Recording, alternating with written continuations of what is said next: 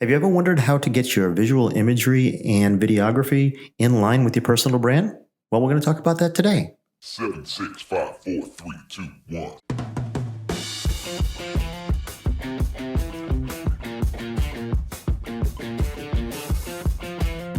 Hi, and welcome to the Marketing Essentials podcast.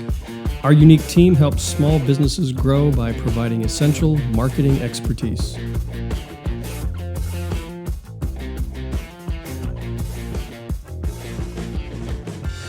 Hello, and welcome to the Marketing Essentials podcast. I am Bill with W. Parmentier Photography. I'm Justin with Justin Kerr Design. And I'm Alicia with the Spark Social. And together we make up The Marketing Essentials team. Ooh, so today we get to do part dos. Right. I said that right? That's Part dos, yeah. two dos. Yeah. Yep. Close enough. And my notes, of course, come on. We're in the middle of a three-part series on building a brand. branding. Yeah, personal branding. Personal branding, yes, Building personal branding. And we've already talked about the basic components of building that personal brand in the first part. And today we're going to be talking about imagery and how that fits into building your personal brand. Correct. Yeah.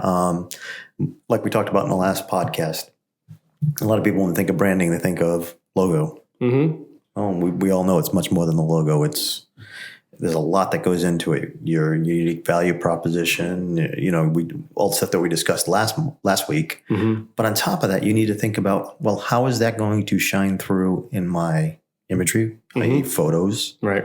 or also in my videography? Mm-hmm. Right. Because we talked about consistency, and you want to make sure you're consistent across all of your channels. Mm-hmm. Well, you need to make sure that works with your imagery too. So let's start off with the photography end of it. And Alicia, offline, we were talking about a photo shoot that you guys just did for the Spark Social, and what ensued there. So we really took the time to think about what we wanted before we showed up to the photo session. Mm-hmm. And we filled out a little questionnaire, and we included details about what we wanted the photos to portray. So Sure.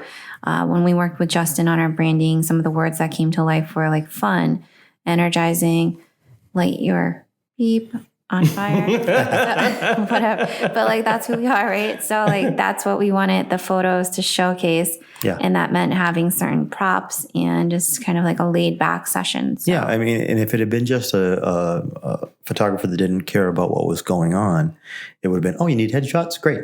Yep. It's so much more than headshots. Mm-hmm. You could go into it as a photographer from the total wrong direction, thinking, oh, they want formal headshots, so let's make sure they're dressed nicely. They've got a neutral colored backdrop behind them, and boom, done. Well, no, that shows absolutely nothing Right. of what your personal brand is. It might work for, I guess, maybe like a doctor's office or I think lawyers. In that case, you need to have something like that. The style of photography has to fit the brand. Yeah. So if the brand is formal, buttoned down, professional, then it should reflect that. Exactly. But it doesn't work for everybody. So No. I think where you run into trouble with photographers is they think one solution applies to everything. Especially, it's on both ends. Mm. Yes, you are absolutely right on what you're saying there. But it's also a lot of times that the client doesn't want to spend the extra time and money, quite frankly, to go through that, because it's a process. Like you said, Alicia, you went through a questionnaire, and then you had makeup, and you had, we had outfit options. You were telling us about the fact that it took an entire day to do that shoot. Right. But if you think about the value of having photography that fits your brand. Oh, yeah. You said some clients don't want to spend the money. Okay, let's say they save $1,500 by going with just some guy who's going to shoot them the same way he shoots everybody. Yeah. Right? $1,500. What's a typical client worth to that company? I agree with you. How quick are they going to make up that $1,500? First client they get, second client that they get, and if their photography, their imagery is on brand, they're increasing their chances of getting more business because it is unique. It does stand out. Yeah, oh, absolutely. And people are going to gravitate when they get to your website or they pick up a printed piece of material. The first thing they gravitate towards is an image, and then they read. So, So Right. if you're like all formal in your image and they're just not resonating with First that. thing pops into their head is boring. Yeah. Or maybe you're too fun and they're not resonating with that because it should be serious. And So that's fine because every company has its own unique identity, and you're not going to fit with everybody. So stop trying to be everything to everybody. And a lot of times, at least some of the clients that I've come across, they want to be everything to everybody. So it comes. And they end up being nothing to no one. Yeah, because it becomes very vanilla. Right. It's okay. Let's just do a plain old backdrop and call it a day. You might as well just skip the photo shoot. Yeah, exactly. Because there's no personality to it. Again, within reason. So what is your process, Bill, when you sit down with a client and they're just like, all right, I want to do create some imagery. It needs to be true to my brand. What process do you walk them through? Well, for me, it's always about the story. Okay. I want to hear a story. How'd you come to be where you are now? That's first and foremost. Give me a history. Okay. Second thing is, what are you trying to do? We talked about the why in the last podcast. I want to know the why. Why are you doing this? Are you doing this because you want to have fun? Are you doing this because, there could be a myriad of reasons. Yeah. And we can take that imagery and wrap it around whatever that why is. But if they don't know the why, we're kind of just throwing darts in the dark. It's like, maybe we'll hit what you're looking for. But if you don't know your why, you're already putting us at a disadvantage right off the bat. So my question, I don't have a formal questionnaire like the photographer you worked with. Mine's more, let me know your story. Let's have a conversation. Let's have a coffee. Let's go and talk. And I want to understand where you're coming from. And then I can start giving you suggestions, and I can find out, do you like having fun? Is it a whimsical kind of thing? Is it a more serious? Do we need props? Team pictures, candid pictures. Yeah. Like I look at one of my clients' pictures and I don't know if they just didn't ask, but they knew they needed pictures. But then he talks a lot about culture. He wants a whole page on his website about culture and hiring. And it's really important to his clients about, how internal they are with their culture. And there's no pictures of the culture. No pictures. And they fall short on that a lot of times. I mean, I've dealt with clients that, want to talk about the experience they're giving their customers. But then when it comes down to taking imagery for it, it's like, I don't need that. Why do I need that? Or, I'll stand in front of this item and then you're going to take a pretty picture of me and we're done. Right. It doesn't work that way. Yeah. Or if you have two co-founders, get a picture of them together. Like I was very inspired by HubSpot's About Us page. It's a picture of Darmar and Brian Halligan and Darmar. I think it's Pesh. I always say his name wrong. But like the two of them together and they're chilling on the stairs and it looks like they're just, having fun. Yeah, like how they would act on a normal day. And that tells a story. So you have the two founders together in sort of a casual pose. Yeah. That tells a story. And hopefully the content that they're writing is in the same vein. So it all comes together. The imagery, the voice of the content. Well, that's the other step. If I don't have time to sit down specifically with my client and go through this whole process, I'm relying on either their website, maybe it's an about page on their website, which is not always reliable. We know that. Or I'm relying on whoever's doing their writing to find out what the culture is like. Right. Because it's important as part of your personal brand that the text that's on your page of your website or the text that's on your Facebook page matches up with the imagery.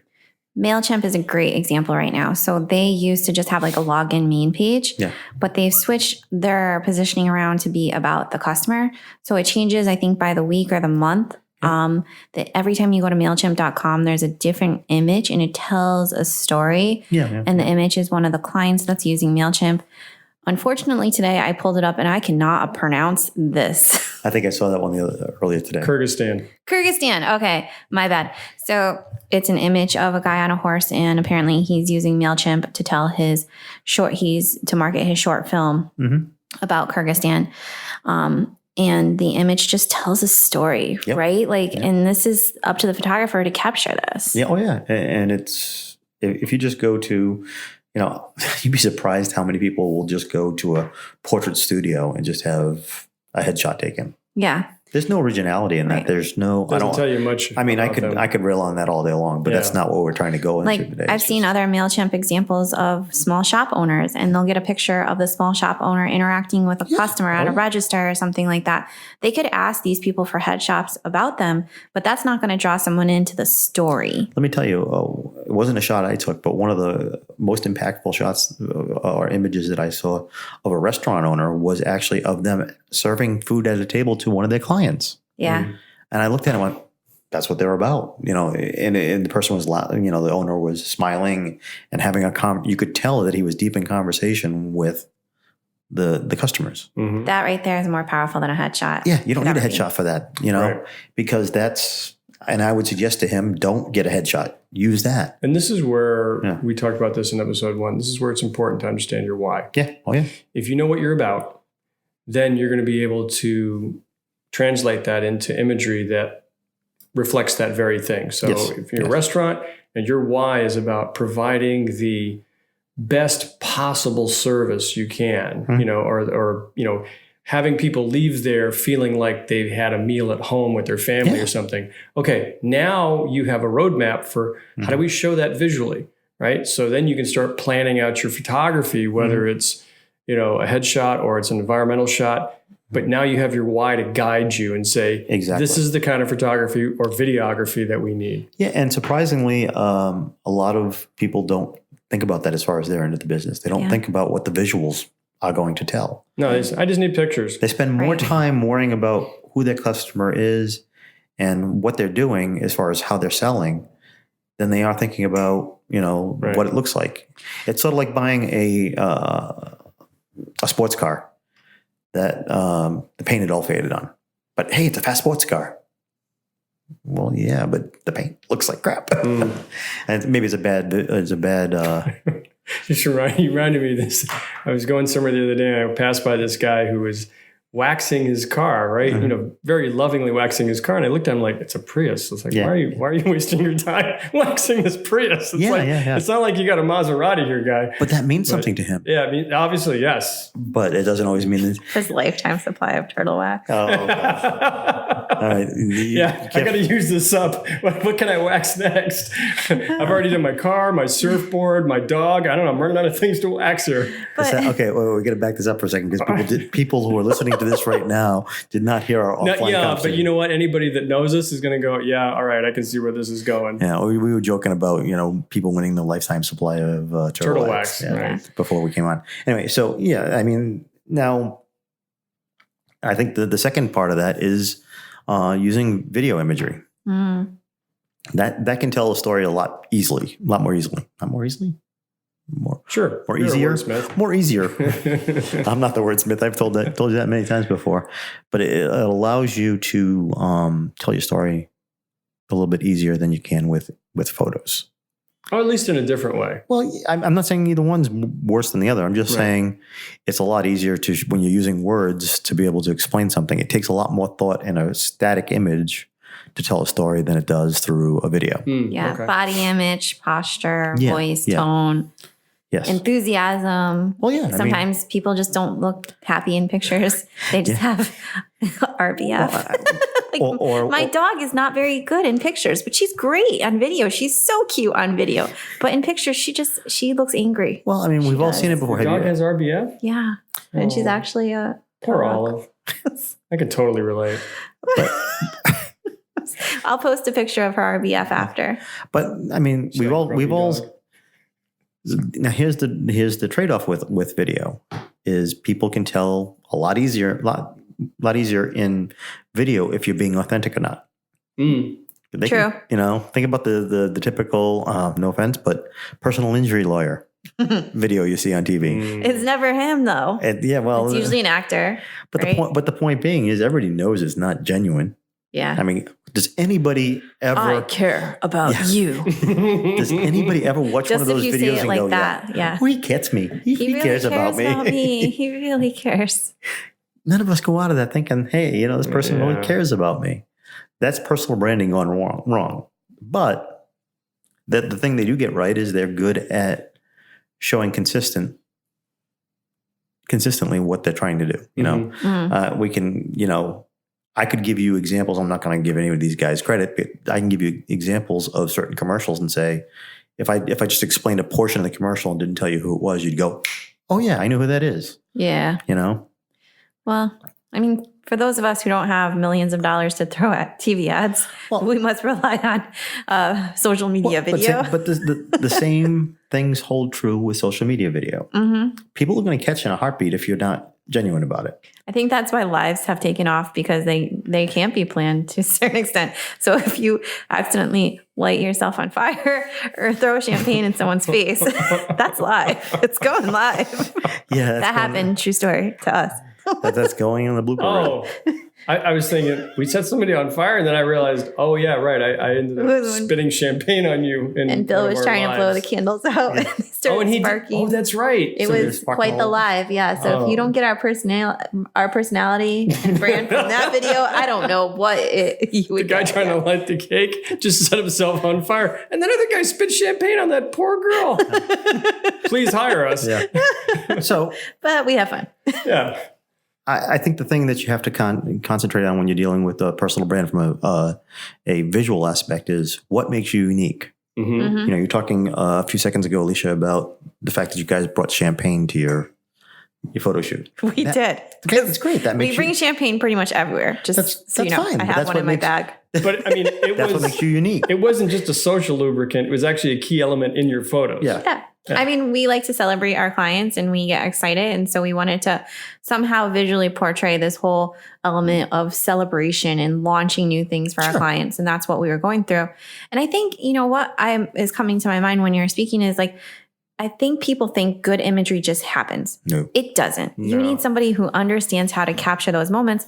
Most of us, I see you have Gary Vee here on the list, don't have a photographer or videographer to follow us around. Yeah. So you really have to plan it out and put some thought into it. I mean, I would be remiss if I didn't talk about Justin's uniqueness as far as his brand. That is a great story. We need to talk about that. And it's on the list, as you can see. It was the first one on the list. But Justin recently did a major rebrand as far as talking about who he is.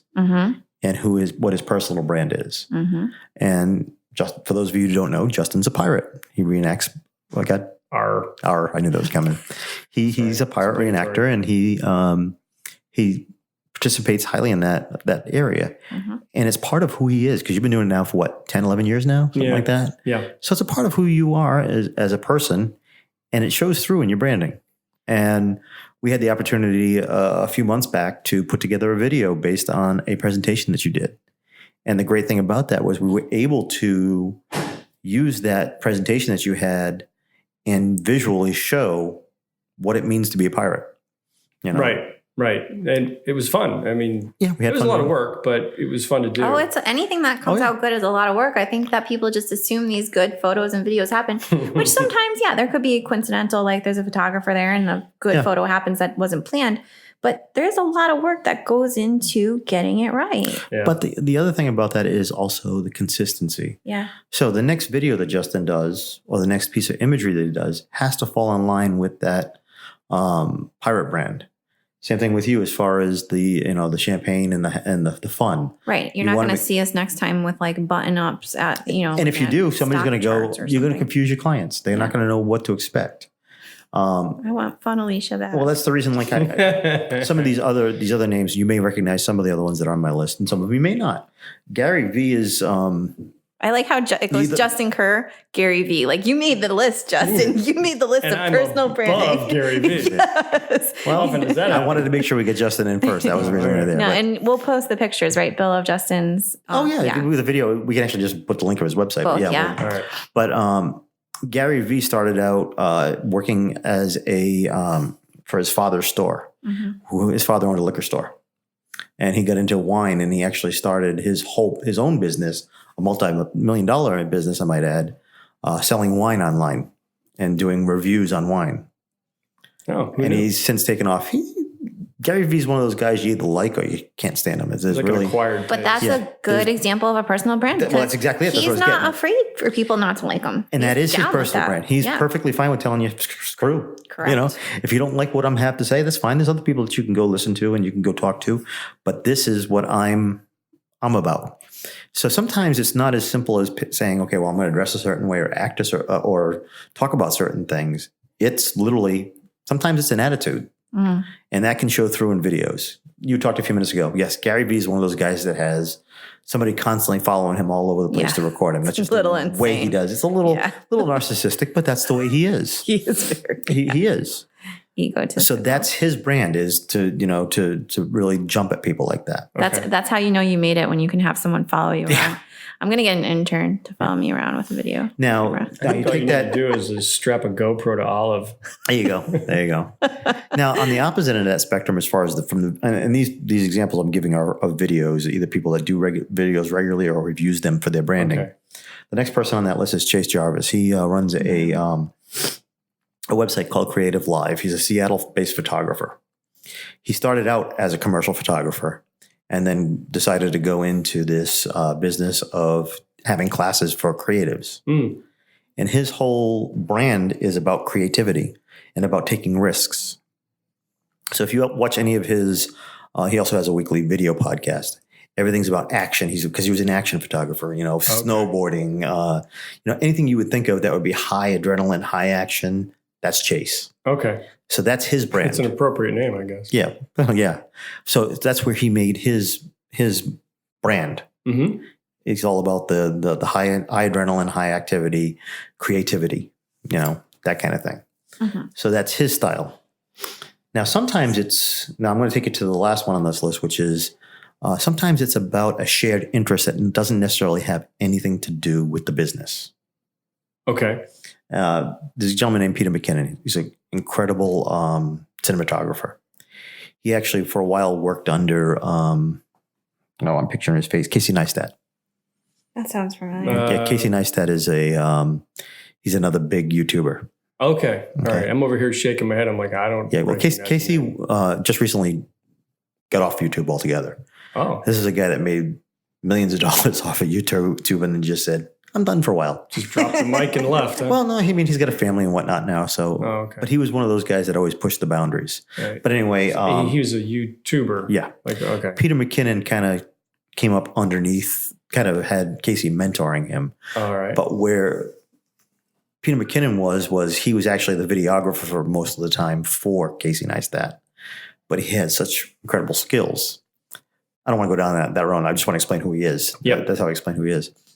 But a thing that the interesting part about what he does is every one of his videos it has something to do with coffee, because he absolutely loves coffee. Okay. So he tries to find interesting ways to showcase his cinematography or to do a review on a piece of technology or something like that. And he includes coffee in it every time.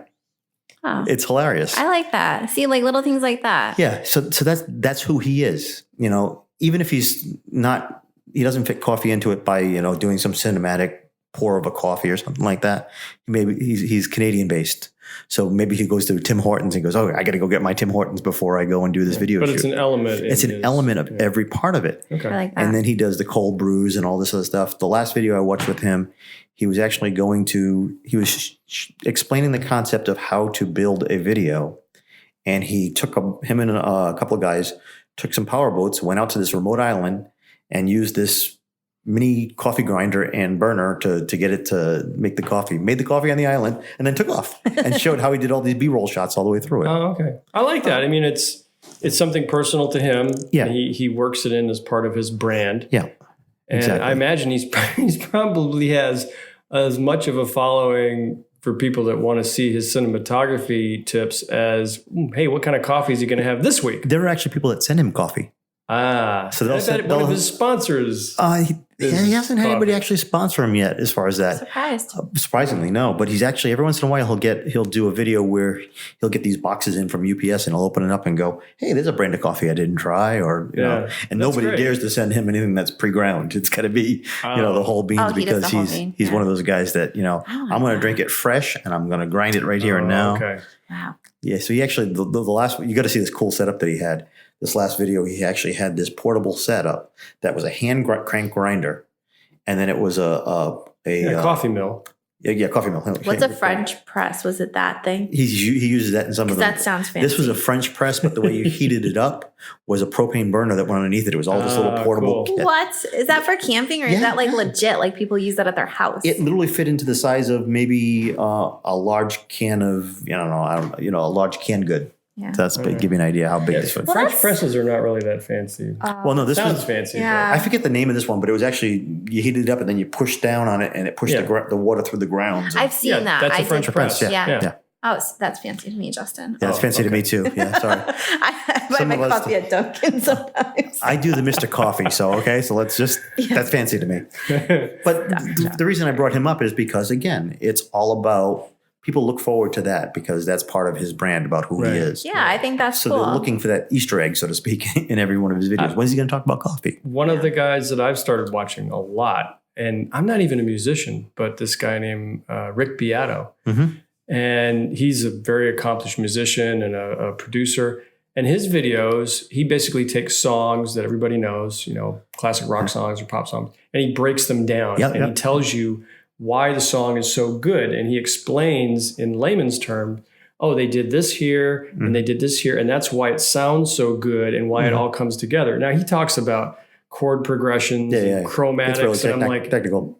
way above my head. But I like watching him because I like the way he breaks down the songs because there are a lot of the songs that I like. And I'm like, I really like that song. But now he can explain why I like that song. Why it appeals to me because it has a certain structure to it. And sometimes that's the hook to just get you in to listen to it. Yeah. Like I fly drones for part of my living, and I get hooked on early on a YouTuber that does a lot of drone work. But I found him not through the fact that he did drone work. I found him because he had a mutual love for puns. And every one of his opening segments on every one of his YouTube videos is some sort of pun. I'm like, dude, you got me. I'm in.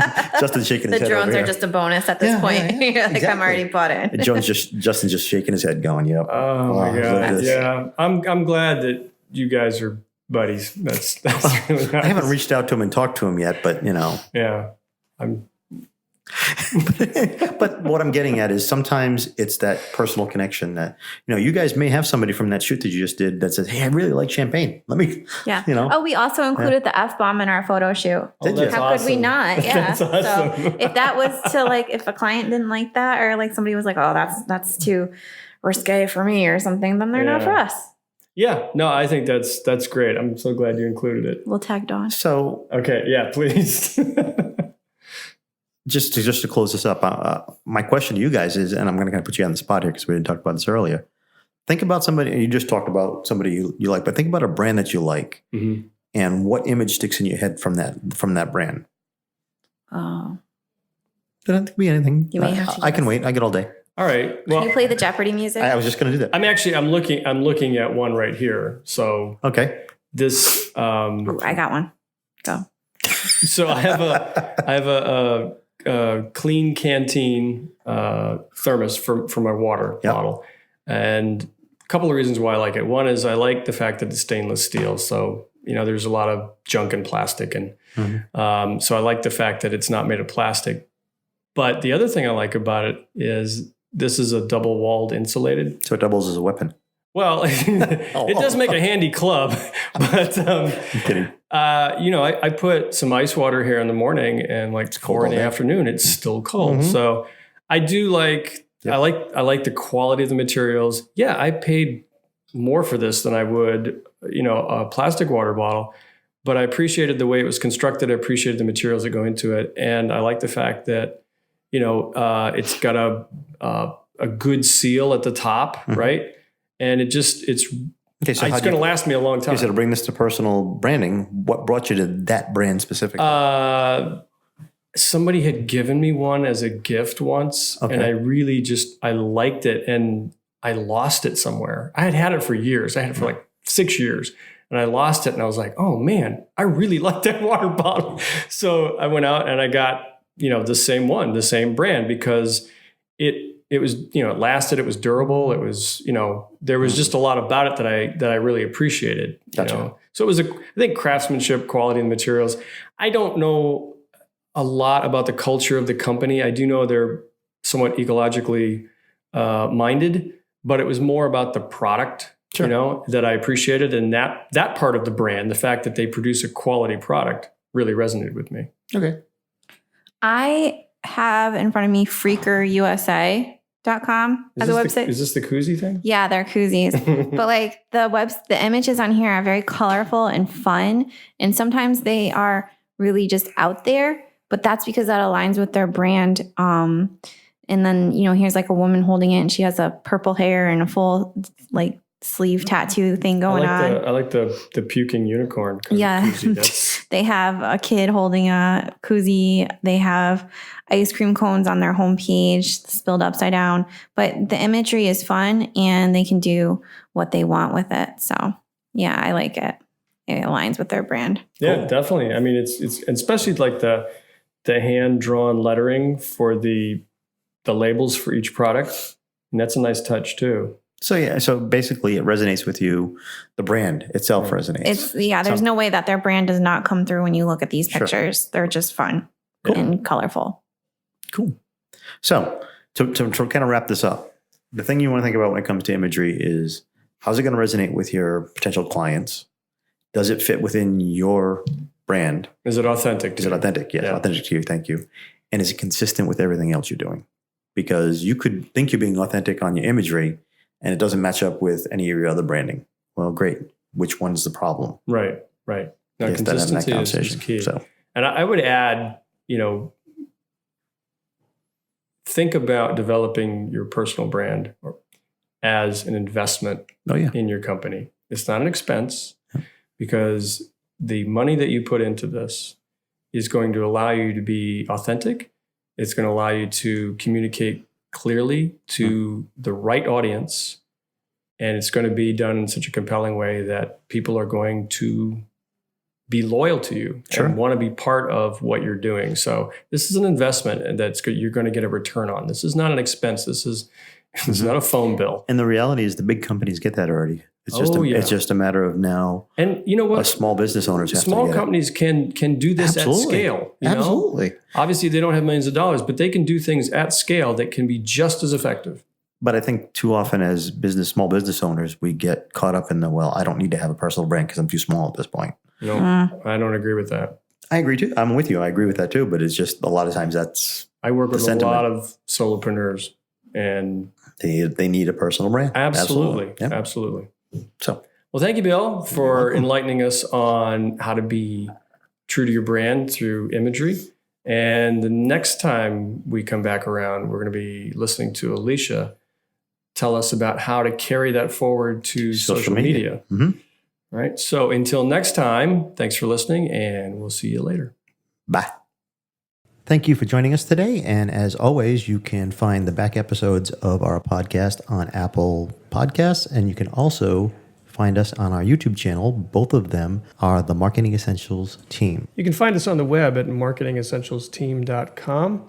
And if you subscribe through our website, you'll receive a weekly email and letting you know when each episode has been published. Also, you'll receive a link to subscriber-only content.